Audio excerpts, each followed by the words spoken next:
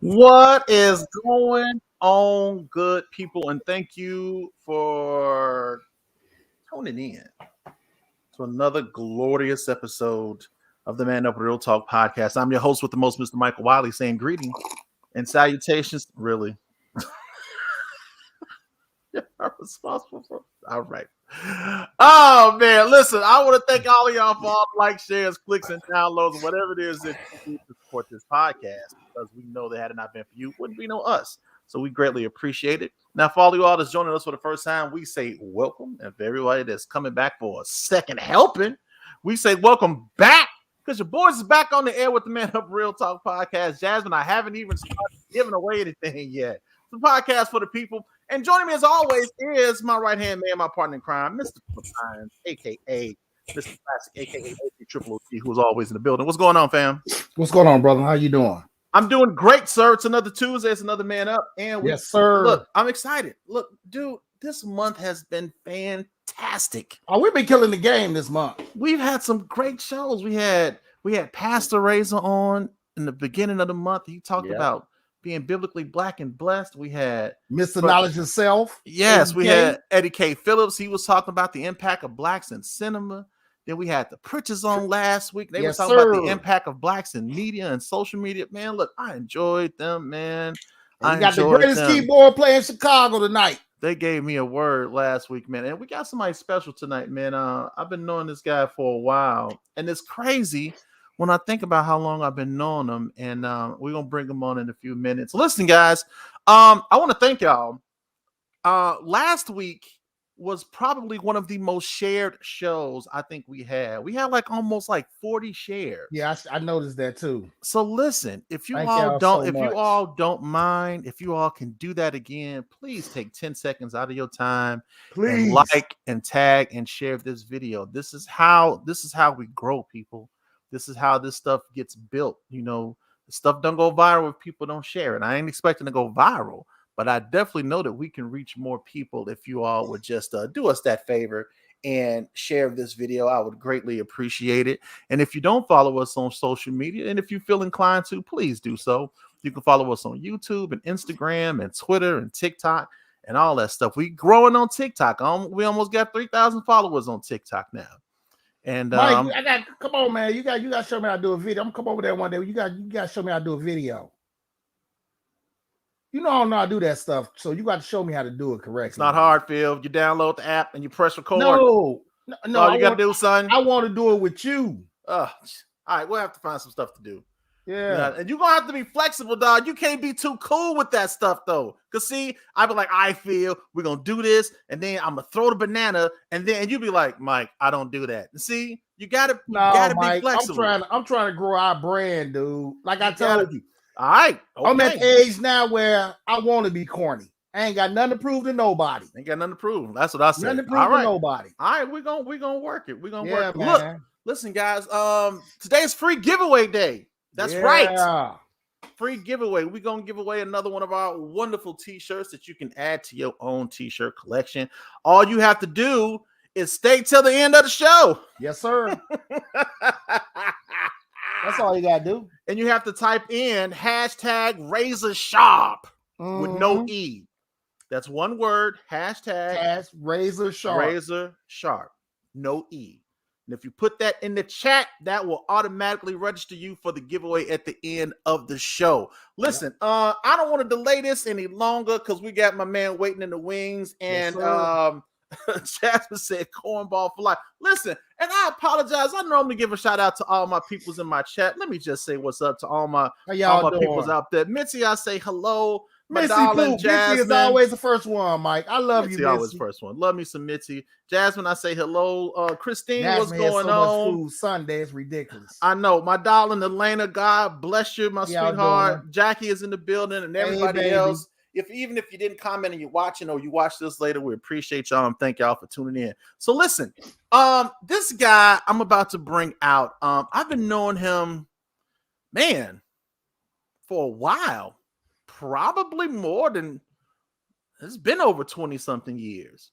For real? And it's been over 20-something years. I have y'all went to read Simple together. I have literally watched him grow from a shorty playing the keyboard to the man that he is now, which makes me feel really old now that I think about it. But needless to say, I've watched him grow, and I he's a friend. I really consider him to be family, but I often forget because I've known him for so long that he's a world renowned musician. Man. I mean, he's played with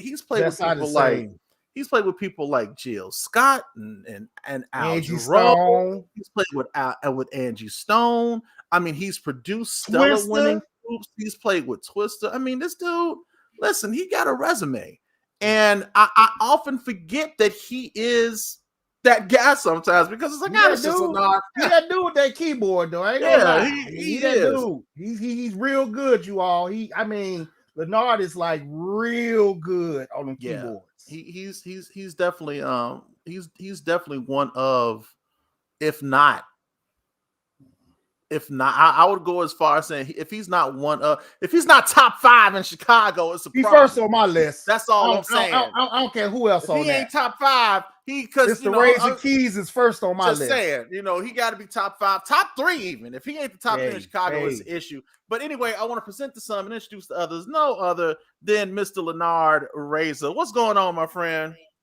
Yo, how y'all feeling, man? Listen, man, let me say something, man. Here we go. Man, I don't think I ever had an introduction like that, man. I was feeling some way about my own stuff. Like, we ain't doing no speaking facts, bro. We ain't doing no speaking facts. Man, listen, real. No lies detected, none we said, bro. No lies. And that's real talk, man. It's like, and it's like I was saying, it's because I've known you for so long. You always been Lennard. But when I step back and I look at the things that you've accomplished and the things you do, and I'm like, man, this dude is somebody when it comes to the music genre, man. And I wanted to, and that's why I wanted to really, really have you on, because I wanted to talk about the impact of blacks in the music industry. What's going on? I see Brother Eddie out there. Big Kev, I see you, Kevin. Oh, look, my sister Larita's on the line supporting her husband. God bless you, darling. I see you. Yeah, so look, we're going to do it like this. Now, I know you family and everything, but for the benefit of those that may not know you, we're going to do some general interview questions, right? Just some stuff that I would ask you if I didn't know you. Be like, well, Lennard, so you're not going to do it like that though, Mike. I ain't going to do it like that. I'm going to do it. I'm like, so Lennard, let's talk music. First of all, actually though, how long have you been? Let's do this first. I'm gonna give you a quick minute, and I'm gonna give you the mic and the camera, basically, and I want you to tell the people a little bit about yourself. Just who you are, just a small bio, if you will, about Lennard Razor, just to give the people a brief synopsis of who Lennard Razor is, and then we'll go into the questions. All good, man. Grateful to be on the show, man. I'm a huge fan of Man Up. I like what y'all doing, man. So I definitely appreciate the platform. Man, I'm 36 years old. I started playing piano at age 3. My parents made the investment when I was a little boy. 3.5, I started taking lessons. I started learning how to read music, actually taking a lot of classical lessons. And that's something that I've continued up to this day. I mean, so I got my start playing at age 3. Along the way, around age 8, 9, I started playing in church. I think I actually did play my first services in church at Reed's Temple while we were members at age like 8.5, 9. Those Good Friday night, services where anything could happen. Anybody can get up and sing any song about anything. And, and the main organist at the time, Joe Reed, much love, might have been late sometimes. And, you get thrown on the organ and it's like, hey, like, let's make it happen, From there, like I got an opportunity right when I was coming out of high school, going into college. I started working with, some prominent gospel artists. I think early on I had a chance to work with people like Dorinda Clark, some of the other Clark sisters, Richard Smallwood. I got with the Gray Boys, who are here in Chicago. So working with Gerald and Percy Gray with New Direction, some of those artists. Shortly after that, I got a chance to kind of jump into some R&B. I think my first R&B engagements, tours were with Angie Stone. Got a chance to hit the road with her for a while. Next thing you know, I was playing for people like Phil Perry. Got a chance to work with like Al Jarreau, Faith Evans. Got in the studio with like Twister. Got a chance to do some work with Keisha Cole. And it's definitely not to brag, but I've just been blessed. Man, drop them names, son. Forget that. Talk. I've been blessed and fortunate enough by the grace of God to have been put in some great situations with some great opportunities. To this day, I'm still, of course, playing in church. I'm still working with quite a few like R&B, smooth jazz artists. Doing some work as of late with like Ricky Dillard.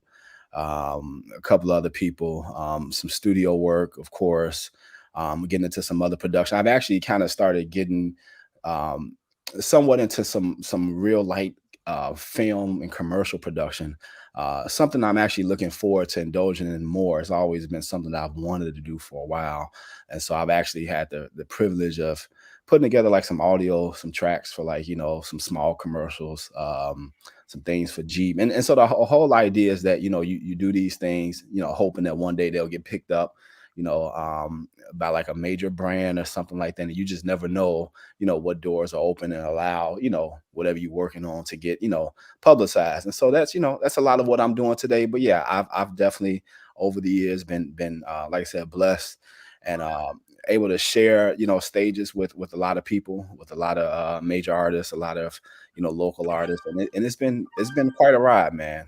It's been quite a ride. I enjoy it. It's my passion. It'll always be, my first love, so yeah, that's just a quick little, just who I am and what I'm doing today, Mike, before you get into it, let me tell a little story because me and Lennard were together last night at the church. Tell your story, Phil. Tell your story. Lennard was playing, right?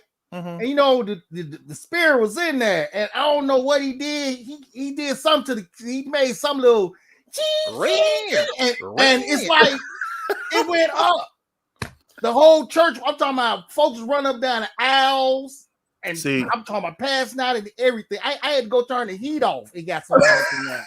What you need to understand, Phil, is that that was a prophetic chord. See, you gotta understand. Yes. You gotta understand. He just stopped and he started playing the same little like ding. It was like a ding, and everybody just went crazy up in there. And you know what? I love hearing that stuff from like from people like yourself or like people who don't play. Like I like to hear your interpretation of like. So for me, it might just be, man, I was just trying to flow in the moment, man. No, you flow. I want to ask you. Yeah, see, I want to ask you about that too because it's crazy because when we listen to it.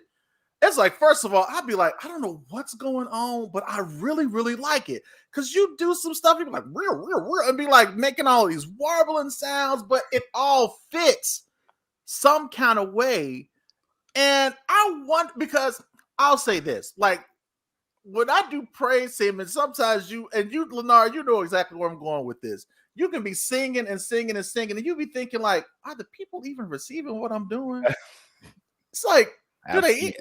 So, like, when you're playing, is that the same? Do you get that same thing when you playing, or is it just like you're just playing just to play, and it is what it is? So I'm gonna say this. One thing that I've learned over time, and I feel like that I've acquired more as I continue to mature and get a little older. When I first started playing, and early on in my career, everything was. So I just want to play to not only showcase myself, and I don't say that arrogantly, not only showcase myself, right, but just play just because it's just what I do. My interpretation and my belief now is that, it's so true when we talk about, music, being able to influence, being able to enhance any situation and carrying a spirit. Mm-hmm. And so, and what I've really felt like I've dialed into as of late is just learning what types of sounds, what types of music, what types of chords I play, to enhance any situation. And so now whenever I step on the keyboard, and it doesn't matter if I'm playing in church, I could be playing a smooth jazz gig, I could be playing, you know, a rock gig, I could be playing some rap. My thought process is always, what can I do and where can I place it to just make the situation feel better? So if I'm playing a rap gig, like for real, like I want to make it sound authentic as possible. So like, what else can I play to, you know, get the people jumping? You know what I'm saying? Because that's my job. You know what I'm saying? If I'm playing a rap gig, you know, and people ain't feeling the music and they ain't doing this and stuff like that, I ain't doing my job. So I'm studying the music. You know what I'm saying? Like, you know, keeping up with the artists and what's hot in the game now. And I'm saying like, yo, these are the things that's going to keep me working. That's going to keep me relevant and keep me, you know what I'm saying, feeling like, yo, I'm doing my job. You know what I'm saying? Right. If I'm playing like a R&B gig and, you know, the vibe is like, you know, more like intimate stuff like that. Like, I'm not going to come in there playing church music to get people shouting. I'm going to do some stuff that's going to get you in the mood. You know what I'm saying? Where you leaving out there like, ooh, that thing felt good. Like, man, that was smooth. You know what I'm saying? Hey, he did that a couple times in service though, low key. Hey man, I get my bump on every Sunday, man. Hey, yo, Lennard played Intimate Friends one time, man. Yeah. He played Intimate Friends one time. Hey, look, for real though, I've been in so many services where some of them guys have snuck in some R&B stuff. I'll be sitting up there and you be like, praise, and we like, yep. Cause I got Earth, Wind, and Fire. What did you? Cause I look at it not like God. Cause I be getting my bump on in church, you know, feeling it. I look at it now like, wait a minute, man, hold on. Where have I heard this song before, man? Listen, man, it's all music, man. It's all notes and stuff like that. And the way I feel, you know, I used to be scared to play that stuff with, you know, thinking that, you know, I don't want to, you know, display the wrong type of vibe, or I don't want to throw people off. Like, I want to make sure people still giving God glory and not booty shaking. You know what I'm saying? So, I feel you. You know, if it feel like that, if the atmosphere feel like it's more booty shaking than dancing, then I'm gonna stay like, away. wait a minute, she twerking and she ain't crazy. You know, let me switch these chords. Holy Ghost twerk, you know what I'm saying? No, But you know what, Mike? I can feel what Lennard's saying about making sure you play something that people gonna feel. It's like spinning music. Everybody think you can just go and play anything. You gotta know what to play. What's gonna get people to dance. Yep. Or, you know, cause you just can't get and start DJing and just playing it, cause no one's gonna, you know, you gotta know what type of music that's gonna get the people out the seats. So I can understand that. I mean, but you know, church is different because your goal isn't necessarily per se to get the people out. Oh, hey, Faith Boo Boo. You know what I'm saying? So it's like, but you really have to. You know, Pastor Sam's, you can't booty shake in church. I know that's what you normally do, but you can't. See, the light skin starting already. Them light skinned dudes, they be tripping. Y'all gotta watch them. Get some more melon in the sun. Yeah, you gotta get a little more sun. That's Black all I'm History saying. Month, not light Black History Month. No.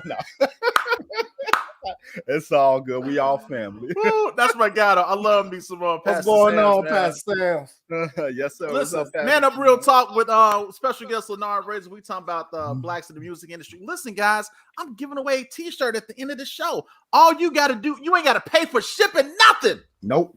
All you got to do is type hashtag Razor Sharp in the chat to be registered for the giveaway. That's all. Yes, sir. Hashtag Razor Sharp, all one word, and it'll automatically enter you into the giveaway. We're gonna give it away at the end of the show. So if you want a Man Up t-shirt, you want to support the podcast and look fly at the same time, put hashtag Razor Sharp in the chat, and it'll automatically enter you into the drawing. Listen, music ministry, man. I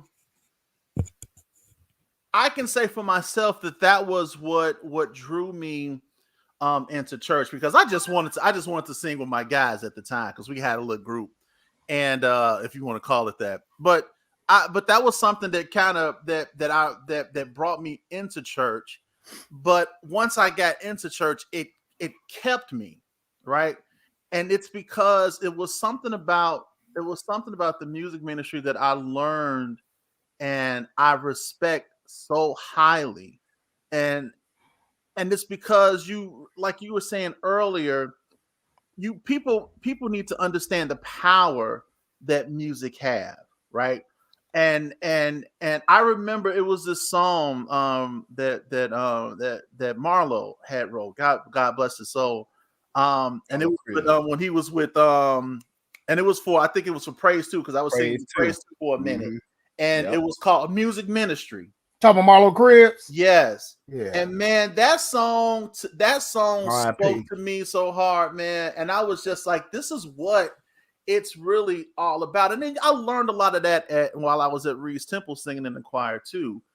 When you think of the music ministry, do you think, like, where do you see it going in terms of the music nowadays? Because now everything, like, choir seems to be going away or gone away, and now it's praise teams and praise chorales. Do you think that the music ministry is still the same, or is it more just for show? Or do you think that people still have, like, do people still believe in it like I felt that they used to back in the day? You know what? That's a real intricate, and it's a real interesting question. And it's a question that I engage a lot of discussions in today with other musicians, with pastors. I'm gonna give you my personal opinion. In the Black church, I feel like we go through these waves, and we go through these time periods where we see music. It'll shift, and then it'll stay there for a while, and then it'll shift, and it'll stay there for a while, and then we'll see it change, and things like that.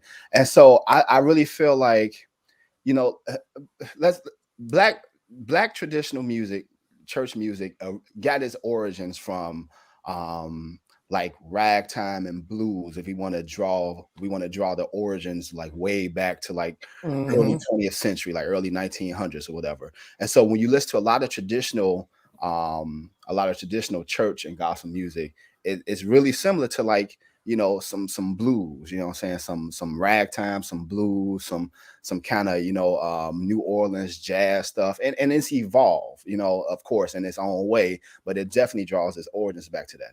I really feel like, having played for a lot of churches, been in church all my life, and having seen a lot from, the smaller churches, mega churches, and things like that, I really feel like music has always tended to follow, what's trending. And so I feel like the Black church, and not all of them, but I feel like we saw the Black church shift away from a lot of traditional and choir music and start adopting more of the contemporary Christian music, what we call CCM music today. A lot of the worship, a lot of the quote unquote what we call like prophetic style, a lot of those newer contemporary musics. And I think the reason is because we're always trying to find ways that we can kind of adapt to what's trending, And so I think a lot of churches looked around and they saw a lot of these other, mega churches, Caucasian or other mega churches of other races, and saw their music and said, well, these churches are 20,000, 30,000 people deep or whatever. So let's try to take on like a more universal music. Let's try to trend towards, music that might attract more than just us. You know what I'm saying? Like let's shift to music that, not only can be played on the gospel inspiration 1390 stations, but you could turn on, CCM satellite radio that's got 1 million, viewers and 1 million, followers, or you can play it on like, this podcast here or this radio station here that's got, 40, 50 million followers. Like we've gone with those trends. And so when you talk about, some music having changed, I think that's been kind of the core. And I'm not knocking it. I'm not one who's ever said that it's been a bad trend, because I feel like there's nothing ever wrong with a variety. Like there's nothing wrong with, being open to, the old and traditional as opposed to the newer contemporary. But that's why we've seen like these different trends, and we've seen music, kind of change. And so today, yeah, we've been in this wave of CCM, we've been in this wave of worship, and we've seen to abandon the older traditional, choir, style of music, just trying to incorporate something new in the Black church. You know what I'm saying? Like Black people, we we party. We like music with beats. We like to get up, yes, sir, and stuff. Yes. We ain't used to a lot of the lift your hands, that's smiling at Jesus. That's not us. Stuff that's like not that. us. No. That was new for us, you know. And so, like I said, and so with some newness, there's always something good like that. You can find good in just anything, and that's why it's nothing to ever be frowned upon to say, you know what I'm saying, like we shouldn't go there. But I think now you're actually going to see a movement now where you're going to see a lot of churches feel like they got to return to their roots. And while they might not abandon, you know, the newer, trendy, flashy CCM, I think you're going to see a lot of churches to say, look, you know what I'm saying, like we can't leave this behind. You know what I'm saying? Like we going to, you know, that I know people now who are already saying like, yo, let's bring the choir back, man. Like, listen, at the end of the day, for the type of church we are, like, ain't nothing like some good, you know, hand clapping, foot stomping choir songs, you know, with the messages that some of those songs had, you know, it's just, and one thing I feel like that we've also learned, you know, and we're continuing to adapt to as church.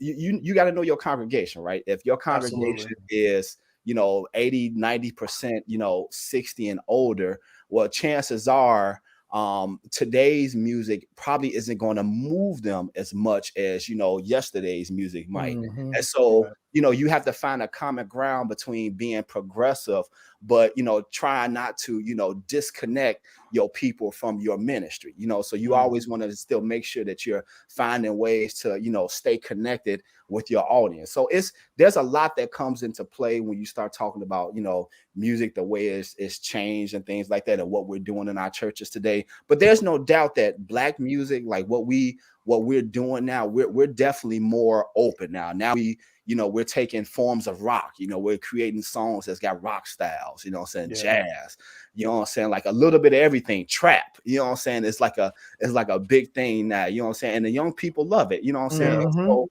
it's been good. Don't get me wrong, it's been great. It just shouldn't be at the expense of, you know, where our roots were, you know what I'm saying? It was, you know, like I said, started with the basis of the blues, the ragtime, into like that kind of older school traditional stuff. We shouldn't adopt this, you know, at that expense, you know what I mean? Right. So, I was going to ask, first of all, because you talk about roots and stuff, and just how Black people have, and the influence of Blacks in music in general, we know that goes way, way back. I mean, we even rock and roll, we know who the originator of rock and roll was. Sir. Even though they try to make it seem like it was Elvis, it was not. It wasn't. We know it wasn't Elvis. And even if they introduced something, we still took it and put a whole different spin on it. You look at doo-wop music, right? Like the Beach Boys, but then you look at what stole their style from Chuck Berry. You look at what we did, like with the Four Tops and the Temptations, and how that basically took doo-wop. And even when we did doo-wop, it still sounded considerably different and even better, in my opinion, than how they were doing it. What I do find interesting now, though, is that when you watch something, and I really hate putting color on church, because most churches are just a particular, you know, they just have people that go there because of the demographic. But when you look at certain Caucasian churches, I notice now that some of the music that they do is closer to a lot of the music that we used to do. Absolutely. So that's funny to me. So why do you think that? Do you think that they looked at it like, well, since they abandoned this, maybe we can kind of dabble in that, since they're now more entrenched in what we used to do? Like, why do you think that transition was? You know what, man? I really feel like, so, and like I said, once again, this is my opinion. I feel like for them, in so many ways, they are, believe it or not, catching up to a lot of what we used to do. Like I said, because they weren't hip to the rhythms, you know, the beats and things like that we were creating, what we grew up on. A lot of the stuff that we were raised upon literally started if you do the research, I mean, it's been a while since I've kind of sat in like these history classes, but if you do the research, you find that like a lot of those songs were birthed even like as early as like slavery times. Now, of course, some of the rhythms and things like that evolved over time, but that's where they got their roots from. And so when you see like the Caucasian churches, like it's funny because I definitely see the Caucasian churches now, you know, shouting, you know what I'm saying? Yes. You know, like jumping all over the place. I feel like they're catching up. They're literally catching up to things that we used to do. And honestly, I just feel like for us, I think that we tend to be more, we tend to be followers, you know what I'm saying, before we're leaders. So what we'll do is we'll say, okay, well, they accept it, like it's all good with them, man. Let's just go ahead and go back. Like that's what we know, that's what we do. We originated a lot of anyway, so we gonna go ahead and go back or whatever and stuff, regardless. You know what I'm saying? And so it's just kind of weird because there's really no rhyme or reason. I feel like we've had the creative gene from the beginning, and that's why, like you said, Mike, we've always been able to take, you know, certain musics and certain genres of music and put our spin to it, and next thing you know, you created a whole new genre. I was talking to a friend yesterday in LA Fitness in the gym, and we were even talking about, a lot of people don't even know, if you go not even just Western culture, but if you go to like Europe and go back to like somebody like a Mozart, there was a performance down at one of the music conservatories downtown just last week. No one knows that for as great a classical composer as Mozart was, his biggest influence was an African Frenchman. You know what I'm saying? A black guy. You know what I'm saying? So all of the classical pieces that you might hear on the radio, in stores, all this mainstream classical pieces that came from this guy were influenced, were spearheaded by a black man. And no one knows that. You know what I'm saying? I definitely didn't know that. No, not at all. You be surprised. Some of the greatest composers, classical composers like Debussy, Beethoven, Schubert, they had, you know, some of their biggest influences from black people. You know what I'm saying? And so I just feel like, and I'm not, and it's not to debunk any other, you know, ethnic group or whatever, you know, because there are some other originalities out there, but we've had this unique creative gene since the beginning, you know, and it just all ties in with everything else that we're continuing to learn about, you know, why we have the right to believe that we are special, that we are unique, because we've been literally blessed with things that, you know, that we haven't seen other cultures have. And it's just been something that's been part of us forever. You know what I mean? So it's crazy, man. I love it. Great, man. Up Real Talk. We got Lennard Razor in. Listen, you mentioned influences when you were talking about Mozart.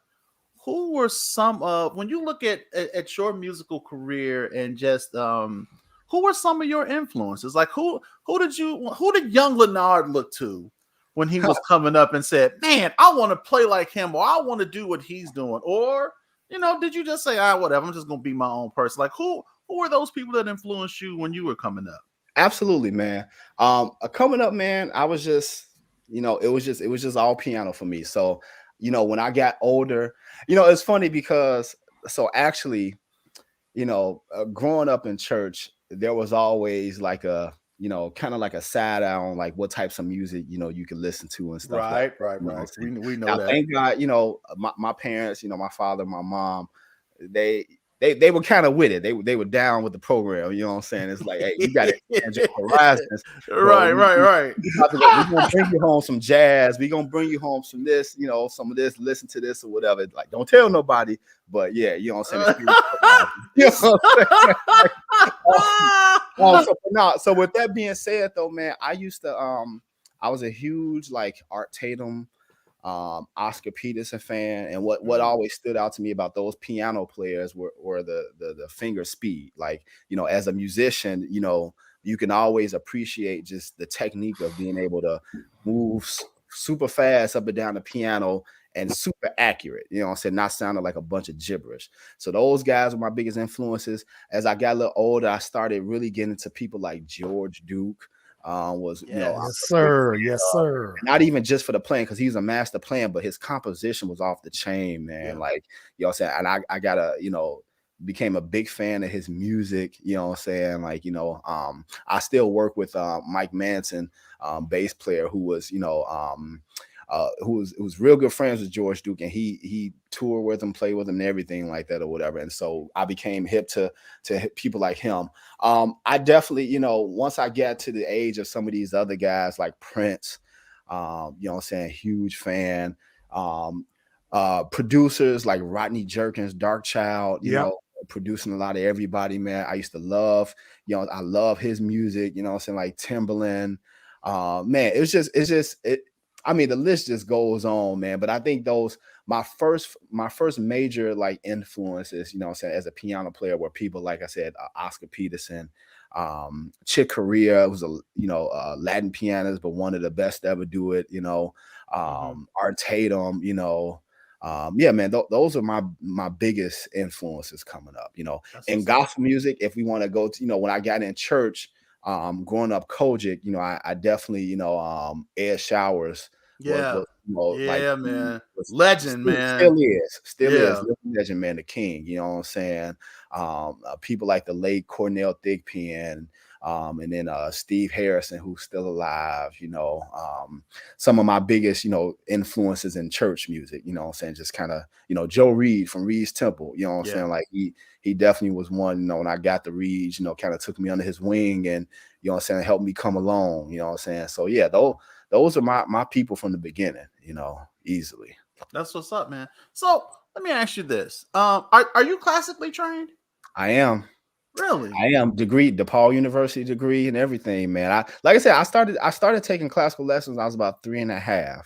And it's just, you know, I've never abandoned classical. Classical is a genre that forces you to learn technique, you know, as a musician. So all of the finger so when a lot of people, I'm gonna tell you this, and I don't say it out of arrogance, but a lot of people, you know, they come and they just ask me, you know, flat out, like, man, how do you do what you do so effortless? And, you know, my answer is honestly, when you're effortless, you know, and it's just when you master the technique. So when you train your hands and your fingers to be able to go up and down the keyboard, just, you know, how you like, you know, it just makes everything else easy. I mean, you're able to execute just about everything, you know what I mean? And so, yeah, that classical training was definitely like the start is 1A for me, you know, before I kind of took on anything else, you know. What's your favorite? What's your favorite class? So that's where nonchalant come from when you playing the keyboard, like because he know what he doing. I mean, I'm 36 years old, so I mean, you can literally say I've been. If you want to go from the I mean, I've been playing piano for 33 years now. If you want to go back that far, so I mean, if you've been doing anything that long, you don't know how to do it by now, that's why you're the best. That's why you're the best in the shy. You do though, man. When you playing, it's like I sit up and watch him sometimes, and it's so irritating because he just be. And I'm like, I don't even understand. Like, so first of all, if you ever he play, give us little nods. Yeah. If you ever looked at an organ, it's like 5,000 switches up there. And he is flying. Working the switches while he playing. And then he got one on top he playing at the same time he playing this one. I'll be like, word, that's what we doing. You know, it's like, but he knows his stuff. He's doing it with no problem. What's your favorite classical piece to play? My favorite classical piece, I have two. It's the first piece I really ever learned when I started getting in like competitions. A Mozart piece actually called Rondo alla Turca. And then I also there's a Rachmaninoff prelude in C sharp minor that I really like. It's like a real dark, scary piece, like one of those like you just turned on like Tales from the Hood or something like that. You about to run up and stab somebody. It kind of like, you know. So yeah, those, you know, man. It's my dad used to buy me these books, and one of the books that he used to buy me, he bought me rather back in the day was this Vince Guaraldi Charlie Brown Christmas book that had a lot of classical and jazz. Charlie Brown. That's still some of my favorite music to play. So he actually tried to learn something. You might hear him. Yeah, he do.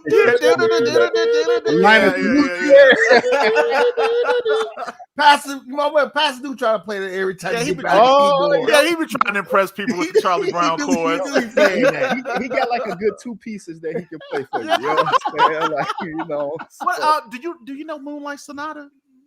I've played it. I haven't played. It's been years since I last played it. I love that, man. Yeah. I've definitely played that one a couple times. I love that one. Yep, just because for release that Beethoven. That yes, yes. Wait. What about chopsticks? Uh-oh. I can give you chopsticks with a little spin. You know what I'm saying? I remember you guys was on the boat, and I think you was playing with the band. What they sing? Live My Life. He just stopped playing with the band. I'm like, it was some song they was playing, and you could tell that the people started rocking with them. We were doing. I think I sat in with them. We did Golden by Jill Scott. Yeah, it was Golden. Yeah. They were doing a lot of cover tunes, so they were doing like a lot of everything. Some Michael Jackson. They were doing some James Brown. They was doing some Beyonce. Like they was literally doing a lot of everything. And so literally, and they were good. Like I really enjoyed them. They had this Oriental. This Asian girl playing keys. And so I just went up to her. I had a conversation. I'm like, yeah, man, you sounded awesome. We just got to talk. She's like, well, do you play? I'm like, yeah. And so next thing I know, the lead singer was like, okay, why don't you go ahead and sit in with us then or whatever. I'm like, you sure? I'm supposed to be chilling, relaxing, on vacation. Right. I'm up here working. But the musician in me, I can't turn that down. I'm like, the adrenaline flowing, you know what I'm saying? Everybody up on the dance floor, drinks in hand, people half drunk anyway, so they getting with everything, They didn't know what was going on. Yeah, you know what I'm saying? So it was a good time though, man. It's that's always fun, man. So look, do you ever just walk past, can you ever walk past the piano and not ever want to play it? I really can. And I figured that out when we took our Disney trip a few years ago, and when we got back to the airport at O'Hare, there was a grand piano sitting in the while we were walking back, and it had a rope around it, like don't touch. Man, please. I must have stepped right over that rope. You know what I'm saying? Loretta was like, no, he cannot. You remember? Yep. You know what I'm saying? And I think I probably would have got kicked off, but I think, once I started playing a couple of songs, and people was like, oh, okay, I think that kind of saved me a little bit. So it's like, cool. But now Loretta tell you, man, it's just, we'll be anywhere. And it's just like, I can't help it, man. I hear certain things. It's like, you gonna see me moving my hands or something or doing something. She be like, yo, you zoned out or something, like what you hear in the song or something like that. I'm like, yeah, you ain't hear that melody or whatever. She like, dude, like, what are you talking about? I'm like, man, it's just, I can't help it, man. It's just, like I said, it's just my passion, man. It is just that's who you are. Any and everywhere. Yeah. So let me ask you, if what's your favorite genre of music to play? You know what? Interesting enough, my favorite to play is actually gospel. Really? And the reason why I say that is because when you play R&B, when you play pop, almost anything else you play, you're really, I'm not gonna say restricted, but when you're working with major artists, they 9 times out of 10 they want you to play the songs as is. So there's not a lot of room for embellishment. Not a lot of deviation. Your job is to accompany them, and it's to play what they know they want to hear. So the same way that they put out that music that everybody listens to on the radio in the world, that's exactly they want you to play it. When I did a show with Chris Brown, we went on an Oprah show a few years ago, and literally my job was to pretty much play the same 3 notes that you hear on that song. Just play the same 3 notes for the whole thing. Do not play a 4th note. You play a 4th note, you fired. You know what I'm saying? Wow. And so why it seems strict, it's just, you're trying to replicate what his 50 million people that bought his platinum record. Yeah. You're trying to replicate what they're hearing when they put in their car. So he ain't trying to get up there and do something different where they're gonna be like, what's that? As soon as he get up, they want to hear that bump, dup, bump. Can you see you run it? Right. You know what I'm saying? Like, that's what they want to hear. You know what I'm saying? And so I say that to say, so the reason why I say that gospel is my favorite to play is because, you know, those rules, you know, especially when you're not like playing recording wise, when you're just playing like live, it's almost more freedom. Anything goes. I'm not gonna say that, but you have way more freedom. So if I want to change it up, you know, play something trap, if I want to, you know, play a little jazz here, if I want to just flat out let it go and embellish, like I got room to do all of that. And so that just keeps the musician part of you like just kind of like super interested, and it keeps you kind of like keeps your skills tight. Like you always able to, you know, like I said, embellish. You know, you got room to flow freely. When I'm doing a gig with artists, like so if I get a call tomorrow, let's say to go play for like a Janet Jackson or whatever. Of course, you know, being on that gig, you know, playing with a major artist like that, definitely something to put on your resume. You know what I'm saying? Probably paying good, you know what I'm saying? Like great, you know what I'm saying? But your job is to play exactly the music that they want you to play. You're not supposed to get on there doing a whole bunch of this and this and this and that. That's how you get fired. Some of the greatest musicians to this day don't get those opportunities because they don't have the discipline to say, hey, when I'm on this gig or I'm playing for this person, my job is to play, you know what I'm saying, what they gave me. And that's it. Nothing more, nothing less. Gospel, you really, like I said, for the most part, gospel music is about feel. It's about playing what you feel. It's about, you know, spreading out, showing your stuff here, and you know what I'm saying, like doing all that or whatever. So in terms of like what's the most fun to play or whatever, I honestly have to say gospel. I would have figured you for a jazz person. Jazz is great too.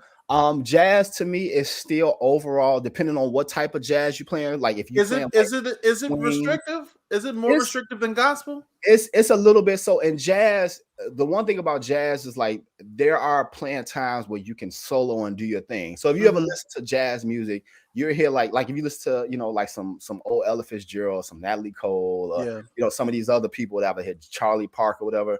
Like you'll hear the song, and then like you might hear, you know, where the song is still playing, but now the musicians take solos. Yeah, right, trumpet solo, then the piano solo. So you do have those built-in times to play your solo. It's still structured, but it is structured to like, you know, feature different things at different times. Right. So you have, you know, you have your chance to do that. But like I said, with gospel, I mean, like I said, we could be playing a jazz type song in gospel. We could be playing like a pop song in gospel. We be playing a rock song in gospel. Like it combines all those elements and just gives you like a path to just kind of go for it. You know what I mean? So. And it changed. You know what though? And I didn't think about that, but it does change, because there have been times when we've started songs and and you would go into something else like that just changed the whole vibe. That just changed the whole vibe of that song. And it can happen multiple times. That's the crazy part.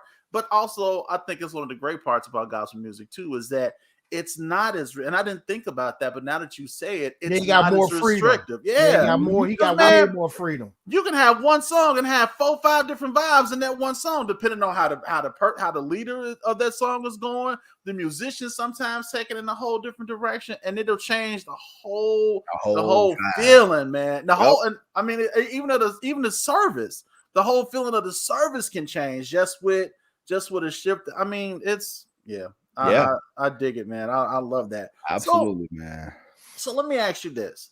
Of any artist, past and present, that you haven't played with, who would you want to play with?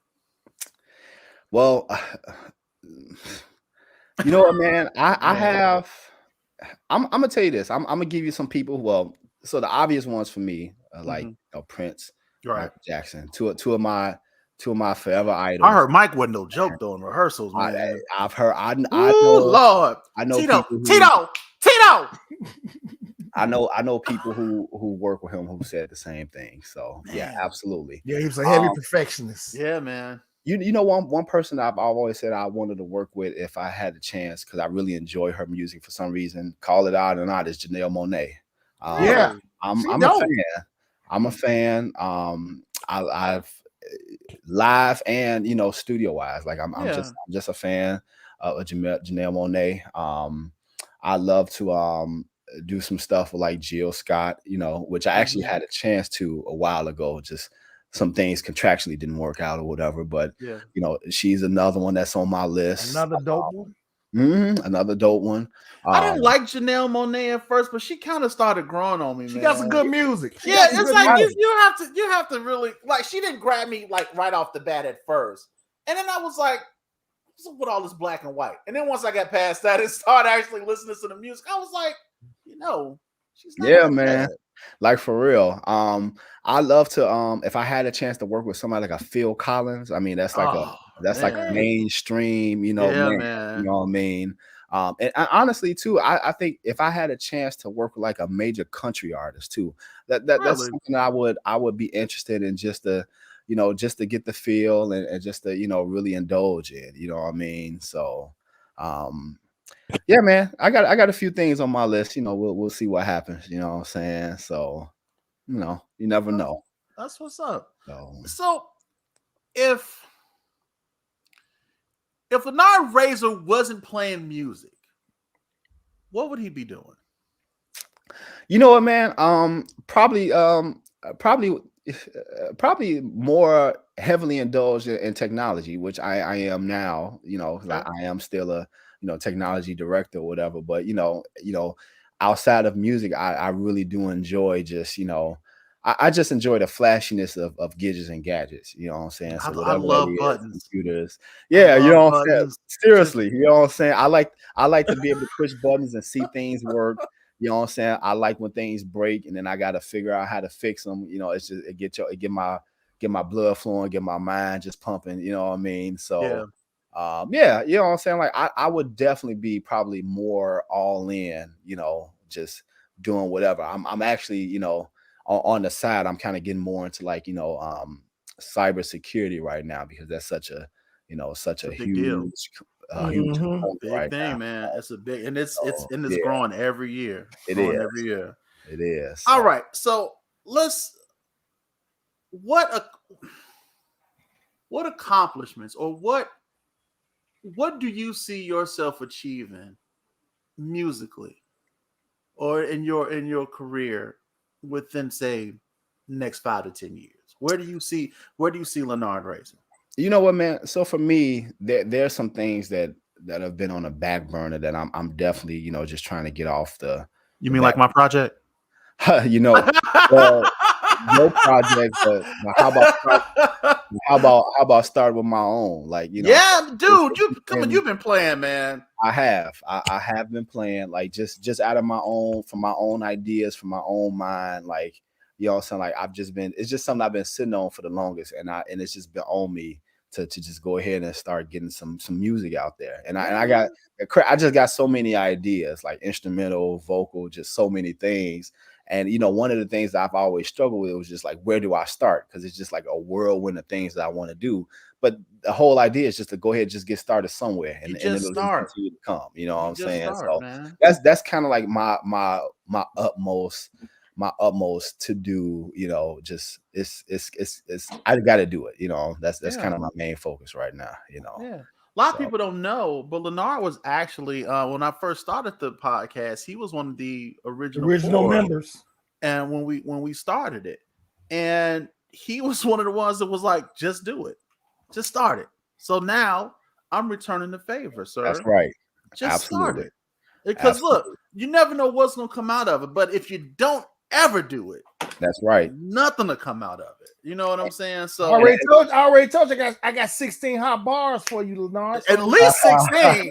At least 16. I got a TikTok video that I can use for an audition. I'm telling you, man, I got 16. I got a hot 16 for whatever song you want to put me on. Yeah, man. It says 16. That's definitely in the works. It's definitely in the works. So that's what's up. Look, bro. Man, look, like I said, you family, man, but I appreciate you. Thank you so much, bro. For coming on, man, and chatting it up with us, man, and just kind of giving us a little insight into your world and just music in general. And man, just keep doing what you're doing, bro. And you always got 2 fans on this side. If you ain't got no other fans nowhere else, I mean, the wifey and family gonna always be there, but you ain't got no other fans, man. Just know Hey man, you got two fans up on this side, Yep. man. I'm always rooting for you and supporting you because who he say? Wait a minute, Mike. Who he say? Jill Scott, look, Monet. I know. And he said so. No, he said somebody else too. What in terms of Jill Scott? He said people that he would love to work. He said Janelle Monáe. I mean, besides Prince and Michael Jackson. Jill, no, they can't say that. I'm talking about. I mean, I know they dead. I'm just saying.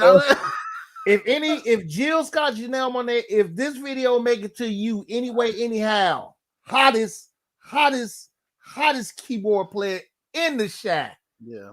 Absolutely. It would be top be an 3 honor to work with it for you all. And that's just because I don't know nobody else, and I ain't trying to step on no toes, but I'm just saying top 3 at least. No. Lennard wants to stay humble, so it's up to us to talk this stuff. I was about to say, look, I want him to I've heard a lot of keyboard players in my time of going to church now. I've been going to church for a minute now. I want him to name two Lennard is the people who you think better than you are in the shack. Listen, man. Listen, let me tell you. We're not gonna do that. We're not gonna do Chicago. that. We're not gonna do that. Chicago is a mecca. It's a lot of great musicians, man. Definitely a mecca. I mean, Chicago is one of a kind, to be honest with you. So, my whole thing has always been, before you get up here and be arrogant, it's some shorty down the street. Yes, sir. That's playing at his pop's church that's got like 3 people in it, but he killing. Look. And it's only a matter of time. You know what I'm saying? So you better always like that though. It's always like it be the little small church, you got 2 or 3 folks in it. And they got some killer musicians in there. I'm just next to a viaduct. You be like, I didn't even know this was a church. I thought this was a little apartment building or something. What is this? But they jamming in there right now. Exactly, bro. Like, as they having church in the house, man. And look, and Shorty be over there on the Casio keyboard, and even a full size keyboard, killing. And then you got somebody with a 2-piece drum set. All you need is the snare and the bass. Let's get it. And one cymbal. Killing it. Yeah, but I appreciate it, man. I definitely appreciate the love, fellas. Like, for sure. Absolutely, man. We appreciate you coming on. Listen, we ain't gonna hold it too much longer. Oh, I gotta get this shirt away. Drawing, come on, let's go ahead and do this young drawing here real quick while we still got the guest on. Hope everybody put in hashtags Razor Sharp. I hope everybody put that in. Look, I'm giving y'all a couple of minutes. Give y'all a couple more minutes. Hashtags Razor Sharp. If you didn't put it in, please put it in right now. Razor Sharp. Go ahead and put that in the chat. If you haven't put it in the chat, make sure you put it in the chat. Look at that. Hashtag Razor Sharp. For your chance to win. Sir. Razor Sharp Productions, baby. Razor Sharp Productions. We're gonna give it a few more seconds. Before we do the drawing. Folks, they putting it in now. They putting it in now. Put it in. Lennard, why don't you let the people know if they want to follow you, where they can follow you, if you got any social media and stuff like that they can go ahead and check you out. Yeah, man. My personal Facebook page, of course, Lennard Razor, but I also got my Razor Sharp page or whatever. See how I did that? Y'all ain't even see that content. Yep. I'm on IG at Lil Razor 85 or whatever, so definitely follow me on IG. I got TikTok and all that type of stuff. I'm gonna have to come up in the social media. Yeah, we gotta come. I'm about to work on it, man. Don't worry about it. I'm right along with you, Lennard. I just told Mike I'm about to do a video with him. Hey, it's funny. A few years ago, I was doing this jazz fest up in Michigan, and I think I posted I had been a member of Instagram for the longest, and I posted like my first post, and I had like 3,000 followers, and so this girl got on there like, who makes a post for the first time with 3,000 followers and ain't got like nothing on here? Like, dude, are you kidding me? Like, I'm gonna do better. You know, you got groupies, son. Let's stop. Let's just be honest. You got groupies, and I'm telling you, man. If any people follow you, bro, you don't even know how many people. I'll be going to other. I've been to a couple of other musicals, and even if we've gone to other churches. Man, when you start playing, these dudes be pulling out their phones, and I'm like, what is going on, dude? It's crazy, man. Mike, that's what made me realize, like back when we was over on Ashland, when I first started going, I'm like, this guy must be really big doing this. Because every time we went somewhere and Lennard gets to playing, You see all these other guys taking out their phones, just like, recording them. I used to tell Jack, I said, Jack, I think Lennard kind of good at this thing right here. Phil was like, I think Lennard can play pretty good. I'm like, yeah, he play all right. Do I? Yeah, I think he's good at this because they always recording him whenever he played. I think he all right. Come on, Mike, press that button, Mike. Let's go ahead and do this giveaway, man. Let's see what we got going. Here we go. Now if it picked me, of course I'm gonna eliminate myself. I don't know why it always picks me. Maybe because I actually put the thing in there. Let's see what we got. Joe Phillips. Oh, Mike. No. Oh no, I can't do that, man. Draw again. Let's go. Joe Phillips got robbed. Draw again. Joe got robbed. Let's see who we got. Oh, look at that. Pastor Sam. Light skin. Light skin won the t-shirt. Lord Jesus. But look, congratulations, Robert Sams. Pastor Sams, look, I'll make sure I get that t-shirt out to you. I will contact you, sir, and get all your information so we can get that out to you. Listen, guys, that's it for us. Thanks to our guest, Brother Lennard, man. Love you, man. Appreciate you as always. And thanks for coming out. Listen, this Black History Month has been fantastic. Yeah. And we've had a great show. Listen, next month, it's Women's History Month. So you know what we're gonna do? We're gonna have women guests on the show. All month. We're gonna feature a woman guest. If you would like to be a guest on the show, reach out to me at manup.realtalk@gmail.com, or you can just hit me up on Facebook. It don't matter, whichever is easiest for you. And I think our first show we're gonna debate, was Eve really at fault? That's gonna be a good one, man. That's gonna be a real good one. That's gonna be a good one right there, man. So look, I appreciate y'all. I love y'all. Oh, listen. Make sure you guys, July 30th, Rock the Block Back to School event part 2. We doing it again this year. Doing it again. Real Talk. We doing it again. Listen, we're gonna need y'all support when the time comes. We're trying to service the community, service the children in the community, and make sure we get them some back to school stuff. It's gonna be. We did it big last year. We're trying to improve on what we did last year, man. We're gonna have more games, just more stuff for the kids to do, and we're giving out school supplies. So I'll keep y'all abreast on those details and give y'all, let y'all know as the details become more solid. We'll let you all know. And man, look, I'm just looking forward to a great event and a great year. And this is a great show with a great guest. And I appreciate y'all because y'all are great fans. Y'all great followers. We appreciate y'all. So on behalf of our guest, Lennard Razor, and my partner, Philip Hines, I am Mr. Michael Wiley, your host with the most, saying, listen, until we talk again, my friends, y'all get 2 fingers to the side. Make sure you holler at your boys because we're officially out. Peace. Holla.